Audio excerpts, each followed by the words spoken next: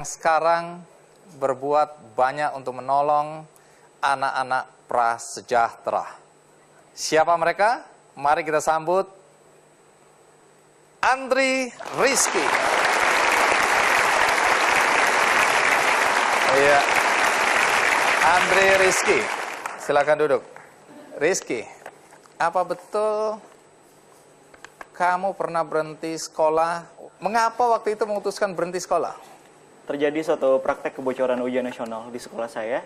Di situ saya mengalami krisis kepercayaan pada institusi sekolah, sehingga saat itu saya memutuskan untuk tidak melanjutkan sekolah lagi. Wah, berani betul ya. Nanti kita tanya apa yang terjadi waktu itu ya. Nah, artinya sempat lulus SMP atau tidak? Sempat lulus SMP, tapi melanjutkan hanya sekitar 2,5 bulan di jenjang sekolah menengah atas. SMA hanya 2,5 bulan? Iya. Wah, ini berarti lulus dengan akselerasi yang luar biasa ini ya. Lulus? Di SMA-nya cuma 2,5 bulan, Mas. Habis itu putus sekolah. Oh, saya kira 2,5 bulan kemudian lulus. Putus sekolah? Putus sekolah. Keputusan sendiri atau? Keputusan sendiri, Mas. Hebat sekolah. Ya. Nah, nanti kita juga akan tanya apa yang terjadi dalam pendidikan Rizky ya. Nah, di sini kamu nggak punya ijazah SMA berarti ya? Ijazahnya paket C, Mas. Paket C? Paket C. Oh, ada paket A untuk SD, paket B untuk SMP, paket C untuk SMA. Ini kesetaraan itu ya? Iya, pendidikan kesetaraan. Jadi kamu lulusan paket C? Saya lulusan paket C. Menyebutnya dengan bangga ya? Oke, menarik. Ijazah paket C. Tapi saya dengar Rizky lulusan Fakultas Hukum Universitas Indonesia. Benar.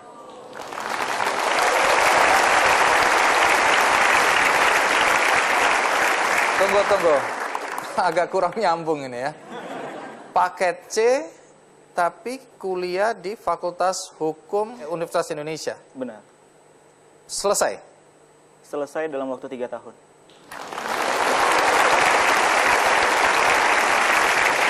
Selesai dalam waktu 3 tahun dengan nilai? Cum laude. Cum laude. Makin gak nyambung. Saya akan usut itu tadi. Baik, sebelum kita mengusut Rizky, ada baiknya kita ikuti dulu cerita mengenai Rizky berikut ini.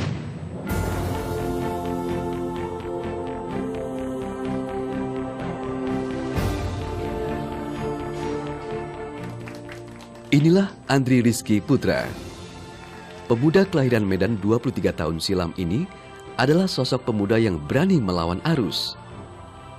Di usianya yang masih belia, Rizky berani menentang praktek kecurangan yang terjadi pada saat ujian nasional. Hati kecilnya berontak melihat praktek ketidakjujuran yang berlangsung di sekolahnya. Ia pun tidak percaya pada lembaga pendidikan formal dan memutuskan melanjutkan pendidikan SMA dengan jalur unschooling atau kejar paket C. Walau putus sekolah dan melanjutkan pendidikan di jalur tidak biasa, Rizky tidak patah semangat. Justru sebaliknya, dengan kerja keras dan kejujuran, ia berhasil membuktikan bahwa siswa paket C bisa lulus ujian dan diterima di Fakultas Hukum Universitas Indonesia. Dengan semangat dan kejujuran yang sama, Rizky berhasil meraih gelar sarjana hukum dengan nilai cum laude. Keprihatinan Rizky melihat sistem pendidikan serta banyaknya anak putus sekolah karena kurang biaya, mendorong dirinya mendirikan Yayasan Pemimpin Anak Bangsa. Melalui yayasan ini, ia memberikan pendidikan gratis paket A, paket B, dan paket C untuk masyarakat yang kurang mampu. Di lembaga pendidikannya ini, Rizky menekankan pentingnya kejujuran bagi seluruh siswa. Baginya, hanya dengan kejujuran akan tercipta pemuda-pemuda pemimpin bangsa yang hebat.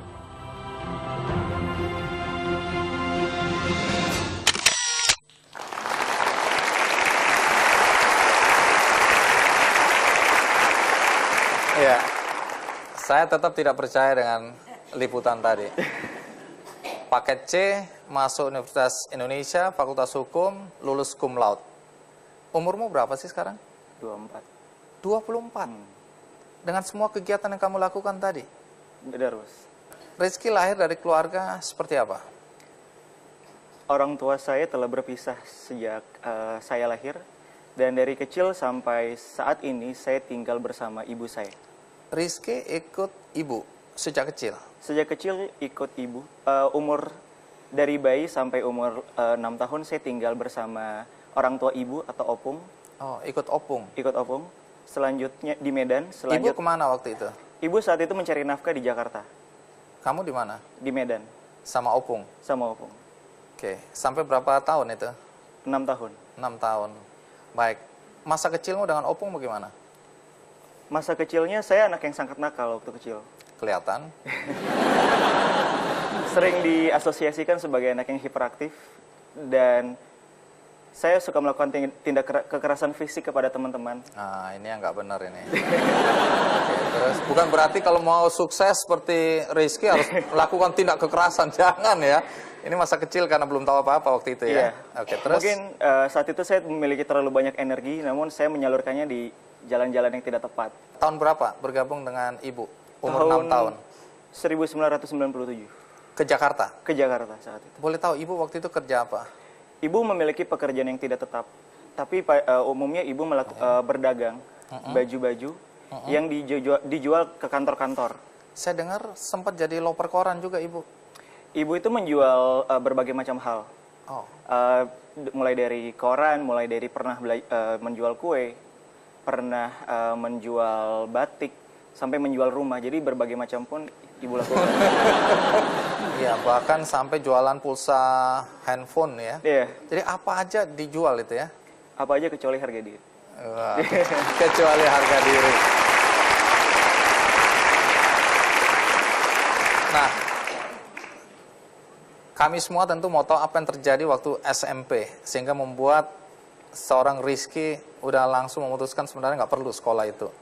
Karena sekolah tidak mengajarkan kejujuran. Soal ujian nasional yang bocor, apa yang terjadi waktu itu? Saat itu kebetulan saya bersekolah di salah satu sekolah unggulan di Jakarta, dan saya mendapati suatu praktek kebocoran dan kecurangan yang tersistematis demi mempertahankan reputasi sekolah, di mana oknum guru menyediakan kunci jawaban untuk mendongkrak nilai para siswa yang mengikuti ujian nasional. Di situ saya berang, di situ saya marah. Buat pendidikan adalah suatu media untuk membentuk karakter seseorang menjadi lebih baik. Apabila dari bangku pendidikan saja mereka sudah diajarkan hal demikian, bagaimana mereka nanti ketika memimpin negara ini? Itu yang saya pikirkan saat itu.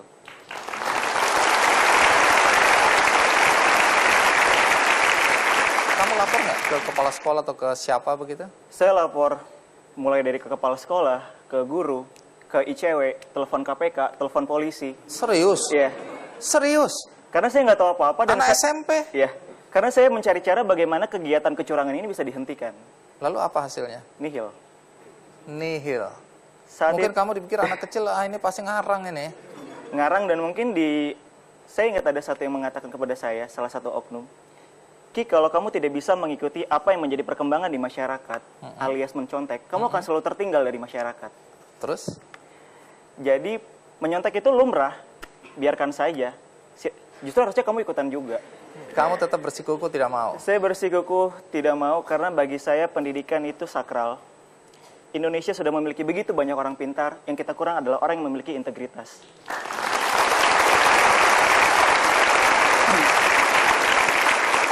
Jadi akhirnya apa sikapmu? Itu daripada saya depresi dan tidak menemukan solusi dari permasalahan ini, lebih baik saya bersikap lebih produktif dengan cara belajar semaksimal mungkin.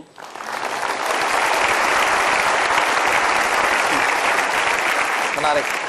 Setelah kecewa pada sistem pendidikan, kemudian di SMA, nanti saya akan tanya kenapa sampai 2,5 bulan saja ya. Nah, dan kemudian bagaimana sampai kemudian bisa masuk Fakultas Hukum Universitas Indonesia dan lulus cum laude. Nanti kita akan cari jawabannya. Sekarang kita rehat sejenak, ikuti terus Ki Candy.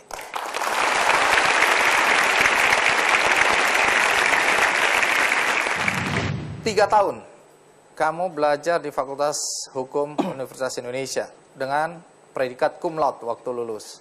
IPK-nya berapa? 3,58. Terima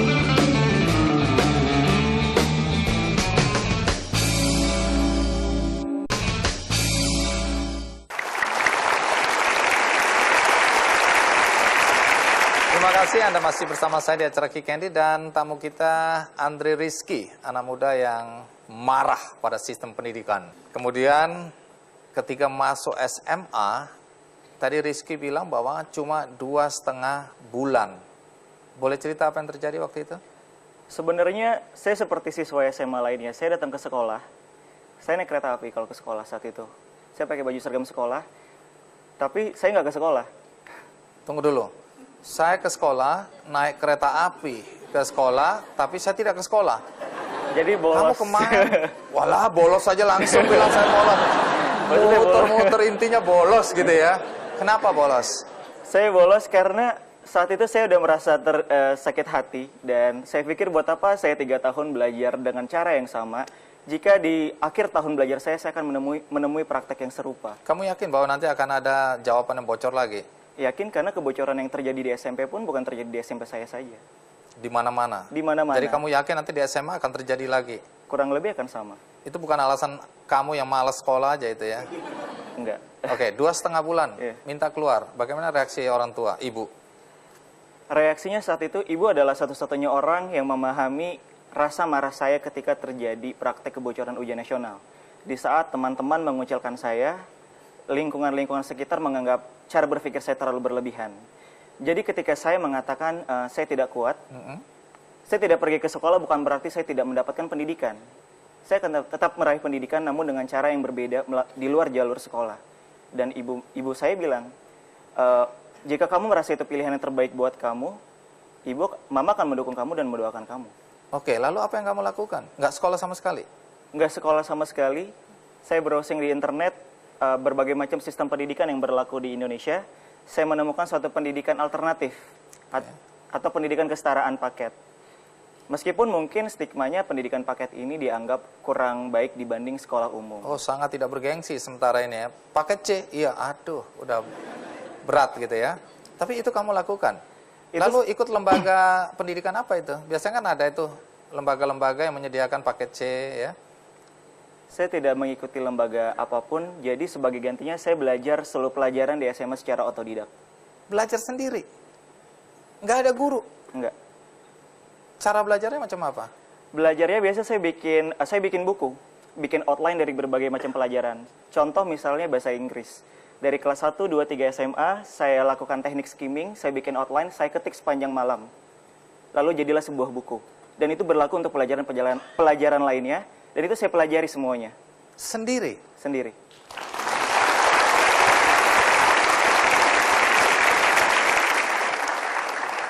Ini nggak lazim ya. Tapi kalau kamu merasa ada sesuatu yang kamu tidak tahu, nanya kepada siapa? Saya pribadi menggunakan metode komparatif. Artinya saya membandingkan, ketika saya mengalami kesulitan di pelajaran bahasa Inggris, saya akan ganti ke pelajaran matematika. Dua-duanya membutuhkan logika dan membutuhkan penalaran yang tidak jauh berbeda, meskipun konteksnya berbeda. Dan itu juga berlaku untuk pelajaran lainnya. Jadi ketika saya nggak tahu, ya saya coba bandingin dengan pelajaran-pelajaran yang lain.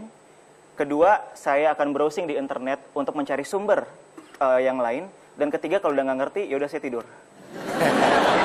Ya, itu cara yang bijak ya. Tapi saya dengar gara-gara belajar yang terlalu keras dan kejam pada diri sendiri, kamu stres berat ya? Pastinya. Apa yang terjadi? Saya hampir putus asa karena ketika udah menjelang ujian nasional, saya coba try out. Saya bikin rapot saya sendiri juga. Asik, ini asik nih. Iya, bikin buku sendiri pelajarannya ya. Terus sekolah suka-suka atur waktu sendiri. Bikin rapot sendiri. Hebat loh kamu. Iya. Jadi ada nilai-nilai tertentu yang ternyata dibawa dengan standar nilai kelulusan. Lalu saya Tunggu dulu. Artinya kamu bikin soal ujian sendiri? Enggak. Kamu jawab sendiri?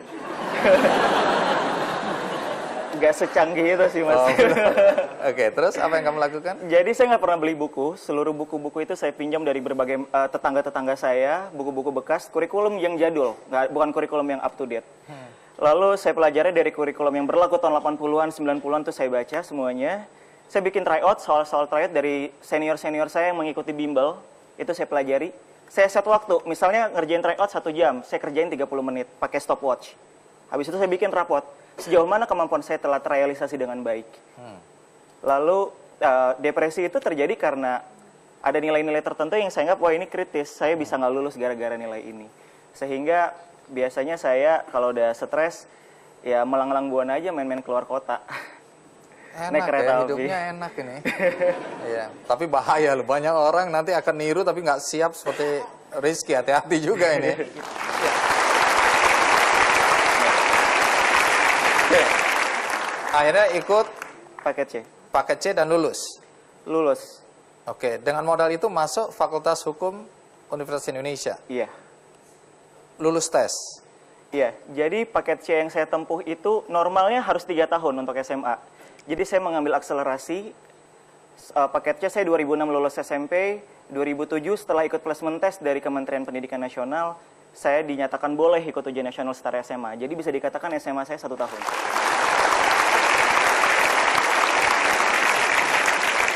Satu tahun kemudian ikut tes dan lulus paket C. Iya. Itu bisa dipakai untuk melamar atau ikut tes di universitas? Itu bisa, saya mengikuti jalur SNMPTN. Saya tidak melalui jalur belakang, saya jalur resmi karena saya berkompetisi dengan seluruh teman-teman di Indonesia. Dan ketika saya datang pun panitianya mengatakan, baik ini paket C, kita bisa terima, yang penting lulus tesnya apa tidak. Setelah itu saya diterima.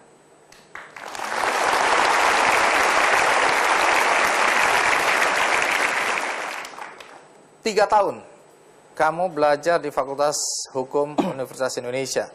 Cukup 3 tahun ya, dengan predikat cum laude waktu lulus. IPK-nya berapa? 3,58.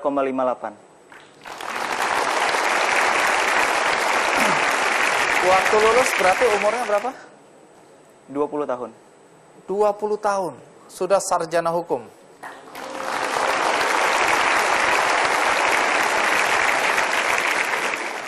Ya, menarik. Sesudah lulus apa yang Rizky lakukan dan bagaimana sampai kemudian dia tergerak hatinya untuk membantu anak-anak prasejahtera melalui berbagai kegiatan yang dilakukan. Untuk itu kita tahan dulu, kita rehat, ikuti terus Ki Candy.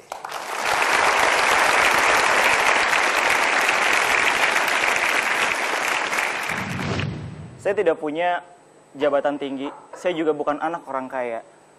Yang saya punya hanya niat dan modal nekat.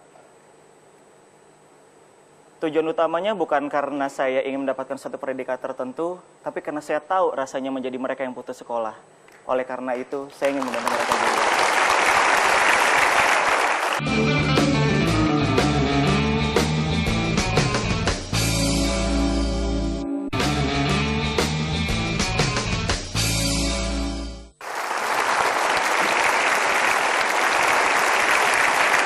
Terima kasih, Anda masih bersama saya di acara Ki Candy dan tamu kita masih Andri Rizky.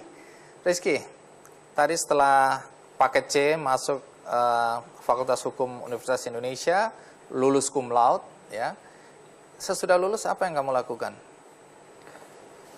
Saya bersama teman-teman yang lain mendirikan sebuah yayasan bernama Yayasan Pemimpin Anak Bangsa, untuk menyediakan pendidikan gratis kesetaraan bagi teman-teman yang putus sekolah.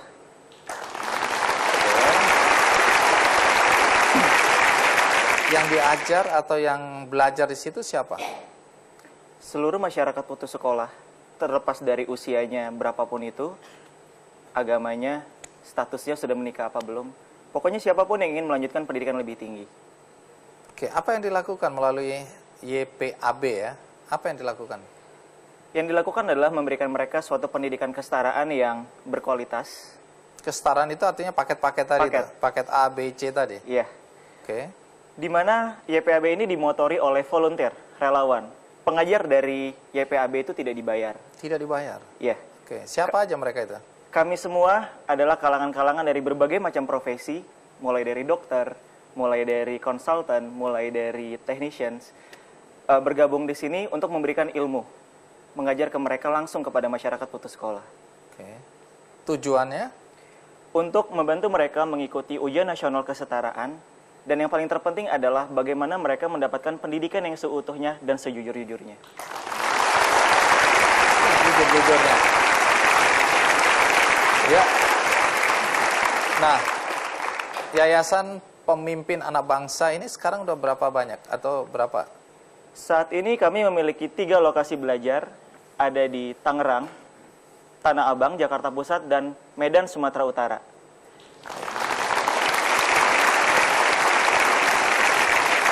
Kalau ada penonton yang ingin juga menjadi relawan di situ, tutor untuk berbagi ilmu, boleh atau tidak? Apa syaratnya? Syaratnya kita minimal calon relawan harus berpendidikan strata 1 dan setidaknya memiliki pengalaman pekerjaan.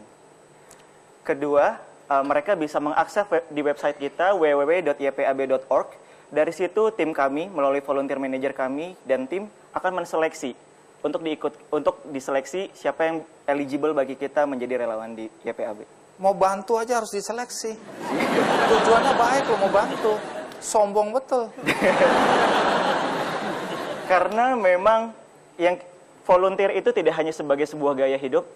Volunteer yang kami perlukan di sini adalah volunteer yang berkomitmen. Dan komitmen itu adalah hal yang paling sulit untuk dicari dari jiwa volunteer. Ada yang cuma sekedar ikut-ikutan, rame, tapi habis itu dia main pergi aja, anak-anak telantar. Itu benar sekali. Apalagi kalau ada kamera, pura-puranya, wah. Jadi kamera nggak ada kamera, emang gue pikirin. Karena kita ada kelas pengembangan wawasan. Nah, kelas pengembangan wawasan ini diisi oleh teman-teman, kita katakan street smart, di mana mereka bukan pendidikan universitas, namun mereka bisa berbagi pengalaman mereka dan juga kemampuan mereka kepada teman-teman yang putus sekolah juga, tapi di luar jenjang paket. Oke. Sekarang apa kegiatanmu? Karena dulu kalau nggak salah pernah kerja di satu firma hukum ya, tapi kemudian istirahat, tanda kutip. Kenapa istirahat? Saat itu saya mengundurkan diri. Karena kondisinya jam kerja di konsultan yang membutuhkan waktu yang juga cukup padat, sementara saat itu YPAB juga baru berdiri. Sehingga saya pikir Tuhan memberikan saya waktu yang cepat dengan akselerasi. Kali ini waktunya bagi saya untuk mengabdi, setidaknya mengembangkan dulu YPAB, baru kembali bekerja.